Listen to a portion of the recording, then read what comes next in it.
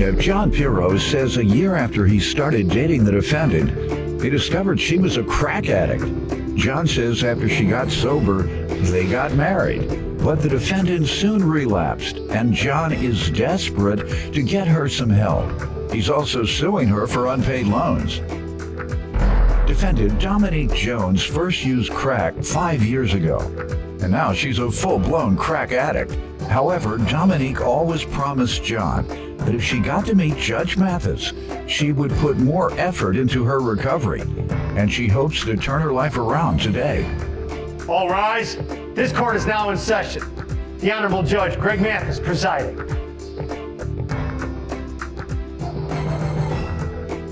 You may now be seated. Start with you. Can I give you some background on us? Yeah, sure. I met her offline. We dated for quite a while. And When did you meet? 4 years ago. And I thought she was an incredible woman. I thought she was beautiful. She has a good sense of humor. Okay.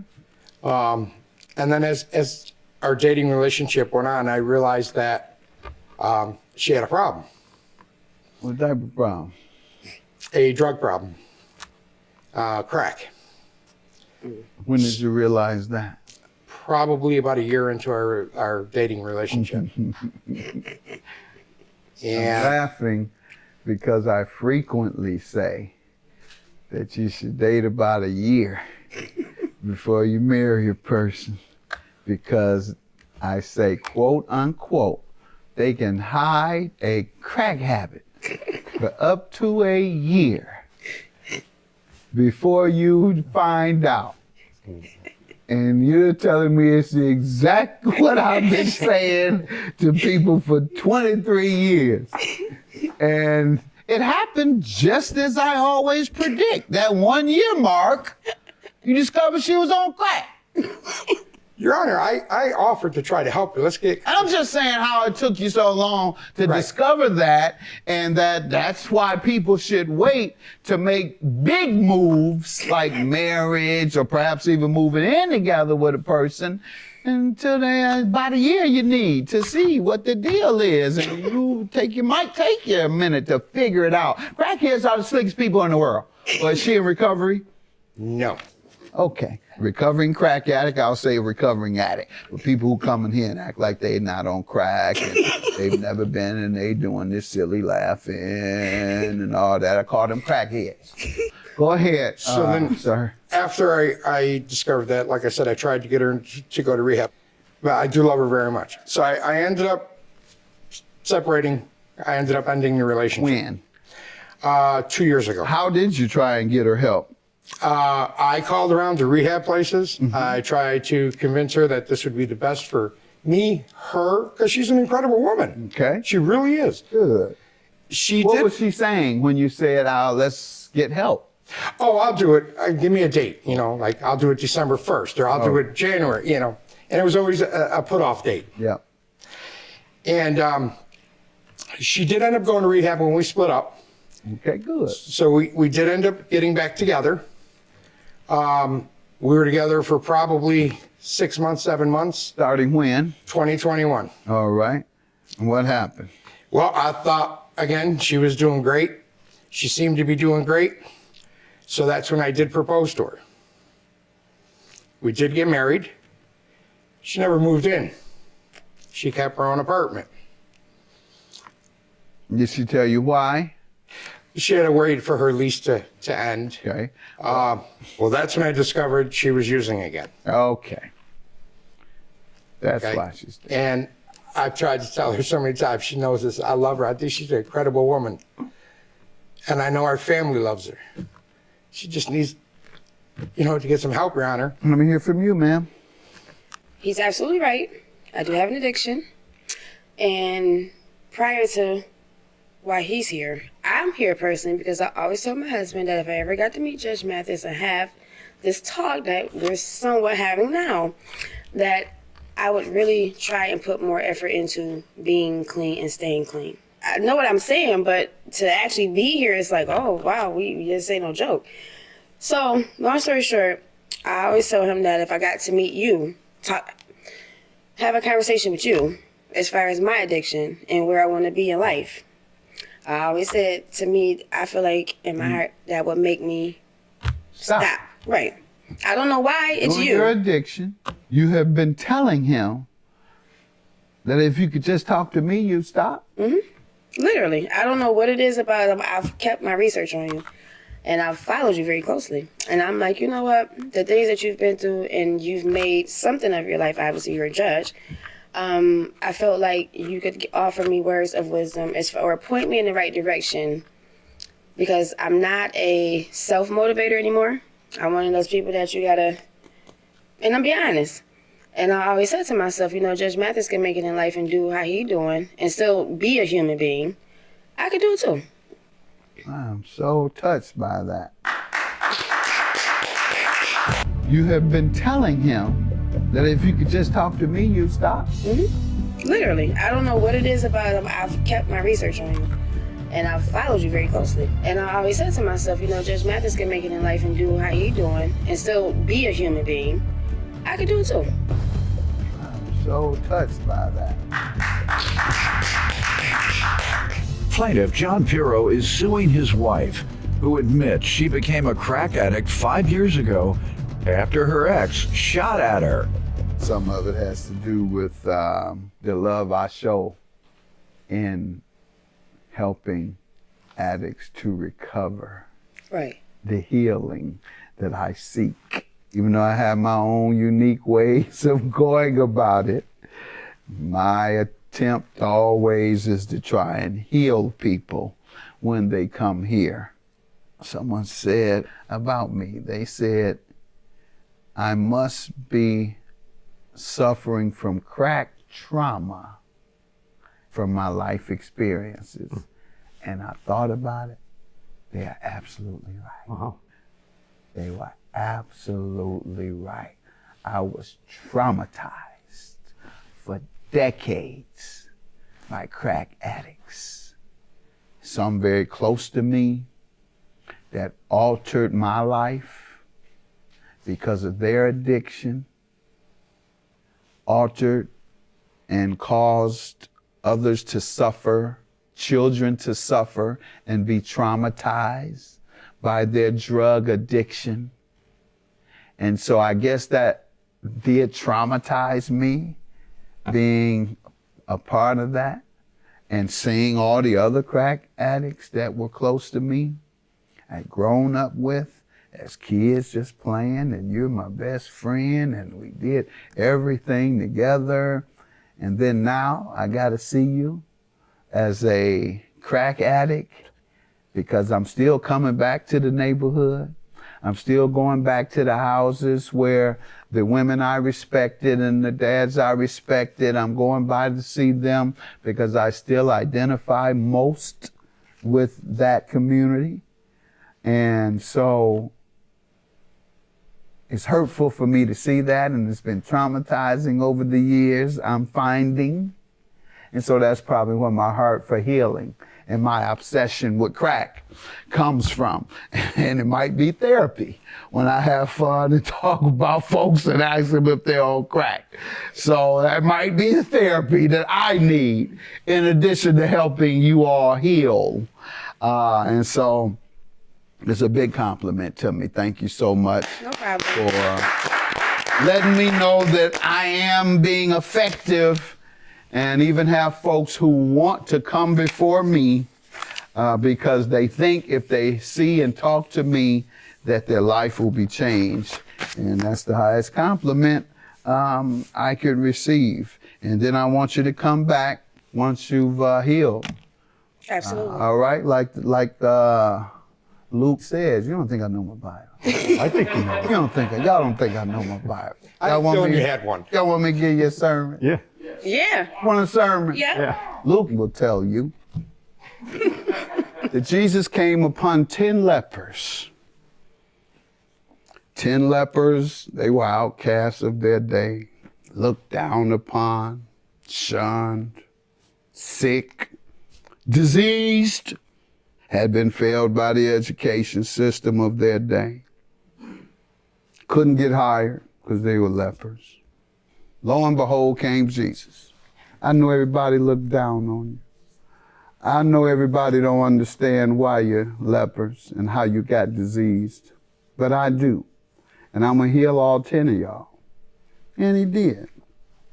However, out of the 10 that were healed, as is the case with us many times, only one came back. Isn't that what the Bible takes? Yep. Anybody know that Bible? Jesus healed 10 lepers and only one returned to say thank you. So I want you to be that one. All right? I hope so. All right. So you got something to live up to. If you love me like you say you love me, show me a sign. Show me a sign that you love me. By keeping your word and telling me that what you're saying is true and that you're going to come back like that one leper. Nah. Y'all think I can preach? I think You think I don't wear this robe for nothing? Let me stop when I get caught cheating in that casino or something. Because I think I'm still playing 3-card body and they arrest me. Judge Mathis has been arrested for cheating at the casino. What about all that preaching? He was on the bench just to quote and had the voice of a preacher. So, no, I'm not a preacher, I'm a judge. And I'm too flawed to be a preacher. But I do like to heal, and thank God we're going to be able to do that for you. Cost free, zero to you. Awesome. We'll even find the place for you, all right? Yes, sir. All I right. appreciate that. I really do. That's probably where my heart for healing and my obsession with crack comes from. And it might be therapy when I have fun and talk about folks and ask them if they're on crack. So that might be the therapy that I need in addition to helping you all heal. Thank you so much No problem. for letting me know that I am being effective. Plaintiff John Pirro is suing his wife, who admits she became a crack addict 5 years ago after her ex shot at her. I'm so glad that you have come today and you all are open enough to talk about this and seek help, seek healing. So thank you and thank you for bringing your wife. I love this woman, and she promised me if she got to meet you, she knew that you could heal her. And I am so blessed to be here. Thank you.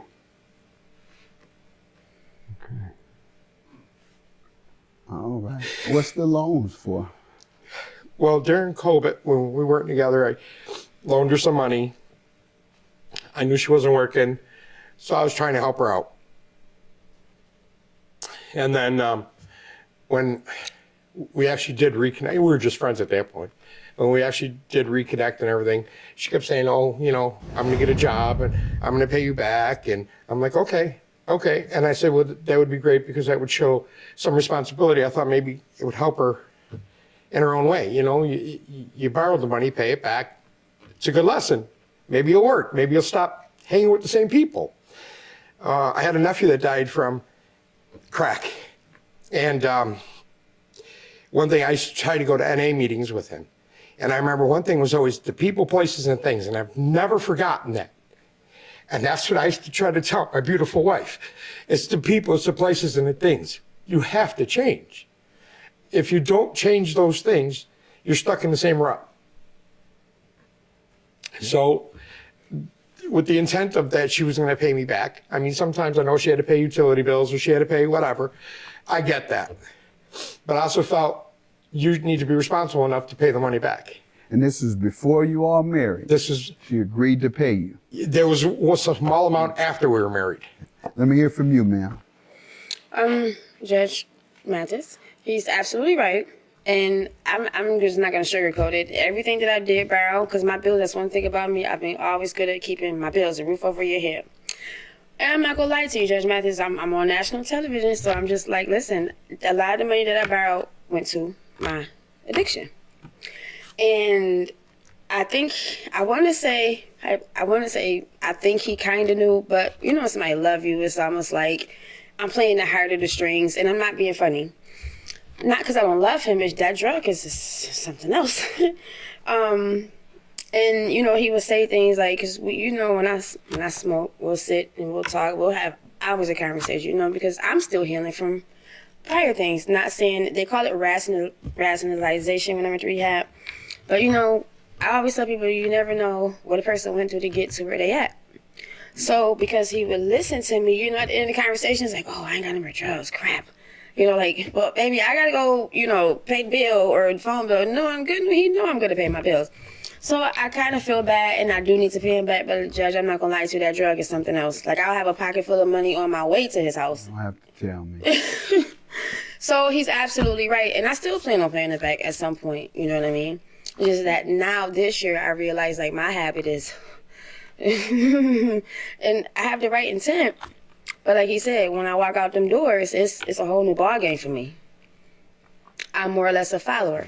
And let's revisit the trauma part you just said. People don't know. 2000 trauma. So 2016, who I've been with for 10 years, you know, I just fell out of love with him. And I found me a thug, you know, and I'm like, oh, he about that life. Long story short, he called CPS on me, and I threw a chair at the judge. So to this day, she's making me pay for it. But I still have not residential joint custody. And that was strike one. So, you know, I was sitting here, and my oldest son's father, he's one of those big guys in the street. So it's like, when I seen him smoking Judge Mathis, I ain't gonna lie, I was like, yeah, okay, this is what's up. Prior to that, I hit it once or twice. I'm like, who pays for this? But when the same person that I was with turned around and tried to shoot me twice. So after that, I felt like, and I'm not being funny, Judge Mathis, sometimes I really do feel like crack is my only friend. Because even him, my mom, everybody has went their ways, but that drug is still there. And I'm being honest. Sir, one of the things you said that also works for ex-offenders who are coming home from prison, they need to hear people, places, and things. You have to escape that. Drug addict or otherwise, you can't go back to the same place with the same people and think that the same thing is not going to happen. You have to escape the environment. You can't do it physically many times, so you got to escape it mentally. I thank God I was able to escape it physically. 6 months after leaving jail, I was able to go to college, and I was still halfway a thug there. Had some of my thug buddies come up there and do our thing there. But by my second, third year, I was past that because it was too hard for them to keep coming up 45 minutes away. And then I got Linda, my wife, and started backing away. She was my girlfriend. And so young guys coming from prison, they may not have a way to get out of the neighborhood. So you escape mentally. Join that church. Go to that church up the street and be helpful to the church ministry. Mm-hmm. Folks kind of respect that. Brothers on the street will respect you if you're doing the right thing for real. They'll give you a break then. And when I say they'll give you a break, because the peer pressure is so heavy when you come home. And if you can't escape it, the peer pressure will consume you. Mm-hmm. Show love for the hood, show love for yourself, and you'll get a pass. That's been my observation and my experience with guys who have to come back to the same environment. I'm so glad that you have come today and you all are open enough to talk about this and seek help, seek healing. So thank you and thank you for bringing your wife. I love this woman, and she promised me if she got to meet you, she knew that you could heal her. And I am so blessed to be here. Thank you. Plaintiff John Pirro is suing his wife, who admits she became a crack addict 5 years ago after her ex shot at her. What did she borrow prior to marriage? $3,500. All right, $3,500 is your judgment. I respect you, ma'am, for being totally honest, and I look forward to seeing you back here and with the good news, all right? Yes. And I want it to be a year, so okay. I want to see you next year, next season, bring you back up here, and next time I want you to sue him, all right? Sounds good to me, Your Honor. I love that. Your Honor, can I just say something before you leave? I just want to say I really appreciate you taking the time for seeing us, and I really appreciate the fact that we're open-minded considering I have an addiction. I really feel like you are the person to save me. I mean, other than God, obviously, but human form, I really feel like I got this opportunity for a reason, and I'm going to make really good use of it. That's a promise. Thank you. What I would say to her, she knows I love her with all my heart. And I know she's an incredible woman. And I just want her to get help so we could put our family together like it should be. Because I love her so much. I just want to say I thank you for putting up with me and dealing with me because it's not easy. If you were me, I'd leave me. So I'm glad you're not me. And just know that everything that we've been through is not going unnoticed, and it gets greater later. Thank you, babe. I love you. I love you too, babe. Plaintiff Cheryl Merriweather says her son dated the defendant's mom when they were 16, and she believes the defendant is her grandson. However, her son passed away before they could establish paternity, so she petitioned the court for a DNA test. Defendant R.J. Seymour says Cheryl and her son weren't really in his life until he was 16, and he just wants to figure out who his blood relatives are and get some closure on this issue. And we are here regarding a paternity test. Is that correct? Mm-hmm. Yes, sir. All right, let's start with you, ma'am. I just want to start by saying I'm here today hoping to get the answers that I want and hoping that he's mine. To start, I'm going to take it back to RJ's mom and my son, Herbie. They were 16 years old, and they got together, and how they kept going together, and what came out of it is RJ's mom got pregnant. Everything was good. My son was there. We was all there through her pregnancy and everything. And Herbie was at the hospital when RJ was born, and he was in the delivery room, but he couldn't find the birth certificate because he was underage, and I wasn't present at the hospital at the time. So moving on, they came home from the hospital, and like I said, all of us was very well in RJ's life.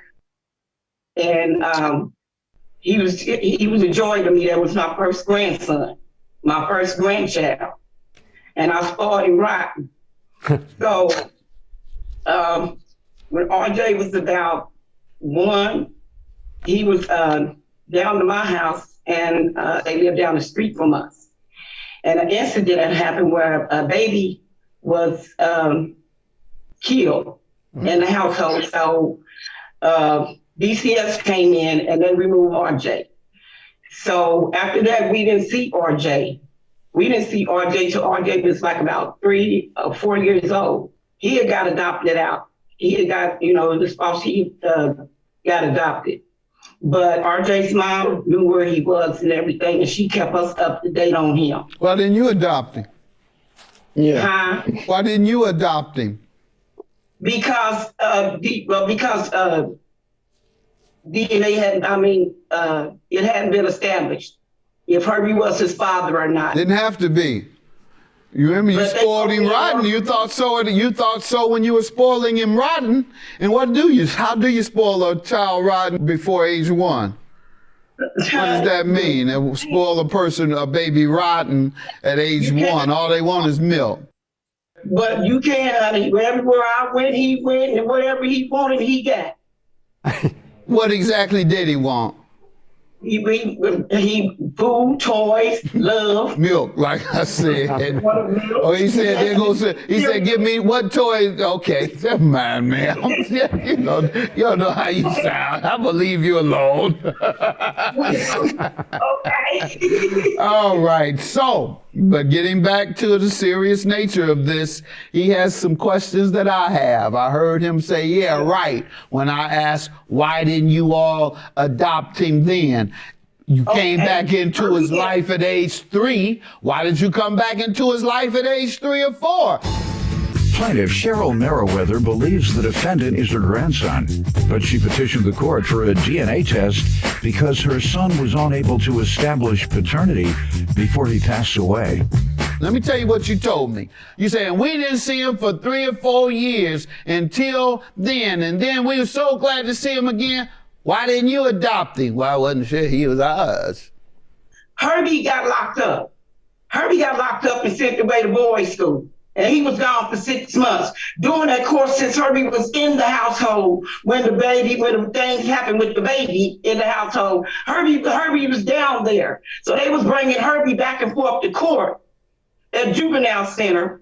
Okay, and I was asking for a DNA test, and Herbie was too. This was after he had got taken away. Why did y'all wait until then? Well, you can definitely have more than one parent in your life. Go ahead, sir. You let me know. You give me some background on this. It all started when I was about, as you said, 3. That's like my very first memory. I remember going to this place where I always played with this red fire truck, but they were never really involved in my life until I was like 16. That's my first memory of them actually was when I was 16. When we went to this family cookout. And it was pretty nice. I met my dad for the first time, or so I thought he was my dad. You had raised you up until then? You had been raised by one family then, or an adopted parent? I was raised by the adoptive parents, but it was they diagnosed me with ADHD to get more money off me, even though I know I don't have ADHD. The doctors, they were saying that I was going through really bad depression, but I didn't know what depression was at that time. I just felt like an empty void in my life. But I mean, I always treated my step-parents like they were my original mother and father. But you only met them at a cookout at age 16? Who did you meet? Yes, sir. I met my dad and my grandmother. Okay. What caused you to go to that picnic? The restraining order from my mother was taken off at the age of 16, at the age of me turning 16. Restraining order against who? Against my mother towards my step-parents. Oh, what did she do? She strangled my stepmom in the courtroom. Wow. How old were you when that happened? 3. I was 3. What is your understanding of what happened? I have no idea what happened with that. I just know there was a restraining order and she wasn't allowed to see me until I turned the age of 16. Your biological mother. And then at age 16, she said, go to this picnic, you can meet your dad and your grandma and them. Yes, sir. Okay. And how did that go from there? So, how long has that been? It looks like they say you're 23. It's been... Oh, yeah, it's been a while. I haven't seen my dad since 2018. He passed away last December. God bless him. Yeah. What about grandma? I recently just seen my grandmother a couple of days ago. So since you went to the picnic, how many times have you seen your grandmother? About a total of 5 times. What do you feel about this? I'm just trying to figure out who my blood is, who I could be able to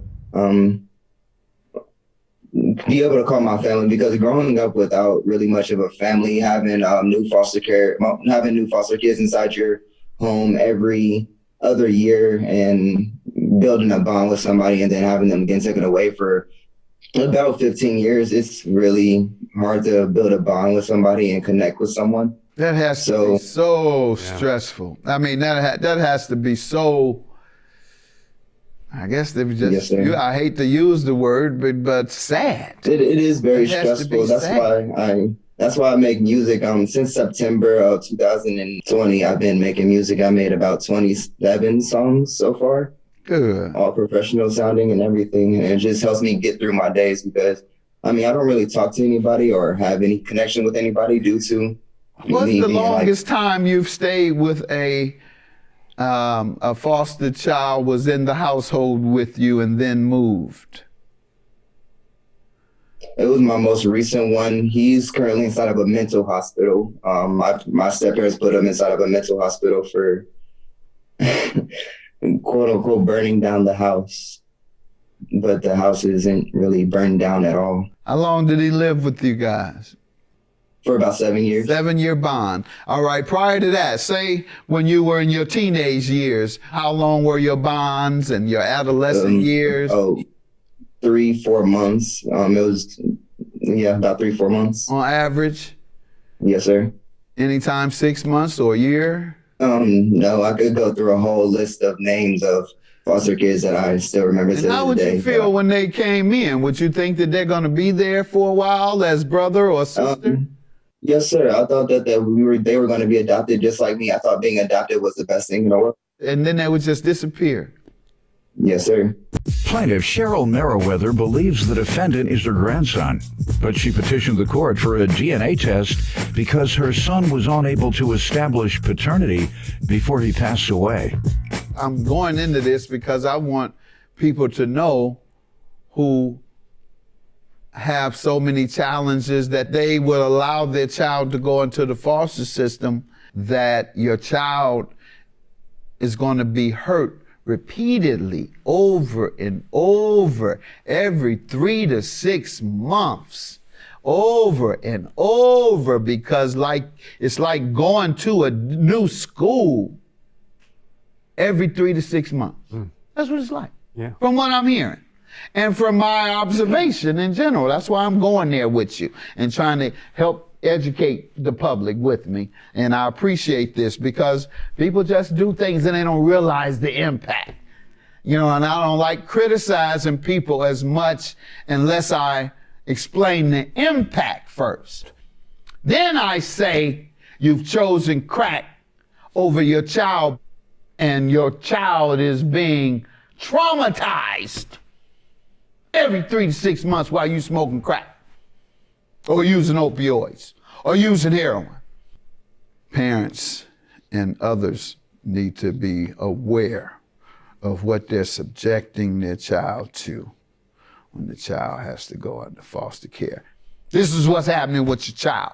Every 3 to 6 months, there's trauma because the person they assume, I got me a brother, I got me a little sister. They start thinking of how things are going to be with a big brother or a little sister. When we graduate from high school, well, we might be able to go to college together. Get us and we stay in the dorm together. Or when we in high school, we could play on the football team.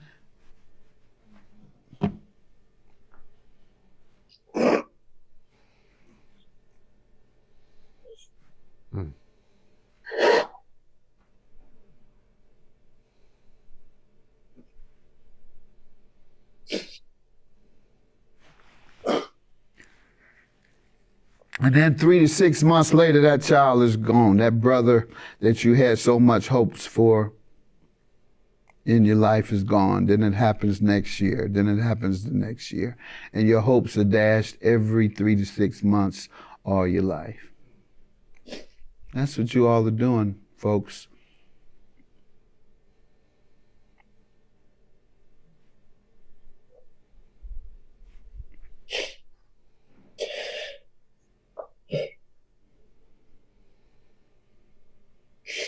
And I hope the emotion that you and I are showing, but certainly the emotion you're showing can save some folks. Because that's what we're trying to do. Wake people up who cause hurt, particularly repeated trauma in the life of children. I often talk about the relative that Linda and I raised for most of her life. Might have met her mother once, maybe twice, probably her entire life spent 3 days with her. Thank God we were there. Her father tried. I let her go back and forth with him. But her 8 brothers and sisters, foster care. I have 3 brothers that I haven't even seen yet.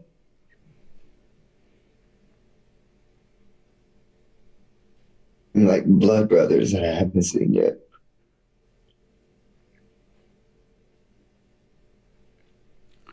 Plaintiff Cheryl Merriweather believes the defendant is her grandson, but she petitioned the court for a DNA test because her son was unable to establish paternity before he passed away.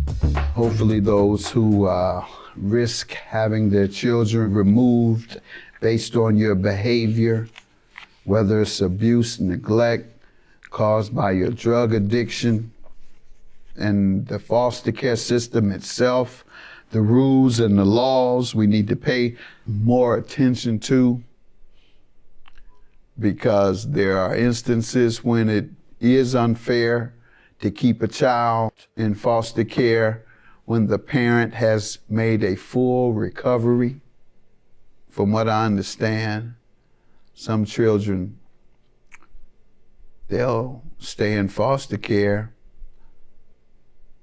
5, 7, 10 years after the parent has been totally determined to have recovered. Oh.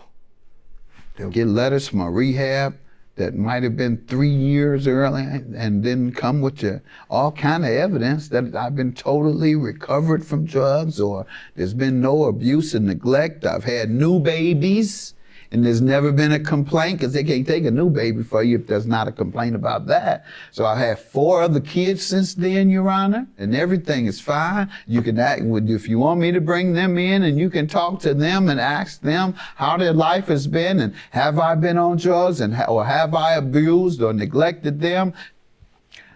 Some judges or administrative judges are just, nope, I don't think you have. Wow. So the system needs to be overhauled overall, but more importantly, parents and others need to be aware of what they're subjecting their child to when the child has to go into foster care. And adulthood comes, they're pushed out into society with no real support. You've aged out. So you're out here by yourself. Got to take care of yourself. This is at age, I think they age out at 18. Yeah, it's at 18. I went straight to the military when I turned 18, because I feel like that was the only thing that would be able to keep me. Yeah. God bless you. Strong kid. Yeah, strong. Yeah, Strong. straight to Fairbanks, Alaska, and I was there for about 3 years, and it was just the most racist, and it's not for the color, and I was abused. Not for people of color. Mm-hmm. All right. So your objective is to really know. Any other comments from you, ma'am? I feel him, everything he's saying, and I feel for him. But his mother also told him that Herbie was not his father, and that Herbie signed his rights over, and Herbie did not sign his rights over, not once. Yeah. And Herbie wanted to get that right with him, but he wouldn't come to the hospital and see Herbie on his deathbed. Yeah. Herbie, You never asked me to come see you. Asked me for blood, and I wasn't. And he told me, I'm not coming to the hospital. I'm not coming to the hospital. If you want any blood, you get it from the other kids. Herbie said, all I want to do is talk to you before I leave here. He's a horrible kid, isn't he? At that time, I was working 2 jobs, and then literally 2 months after you called You about didn't even that, come to his funeral. You didn't even come to his I didn't funeral. even know about it. But you're not a horrible kid, but you didn't even come to his funeral. If that's supposed to be your dad. It's not his dad. So it's not supposed to be, because it's not. You know what happened to that? I gave him everything he wanted. Goodbye. He's not. That's not your father. But hang in there, sir.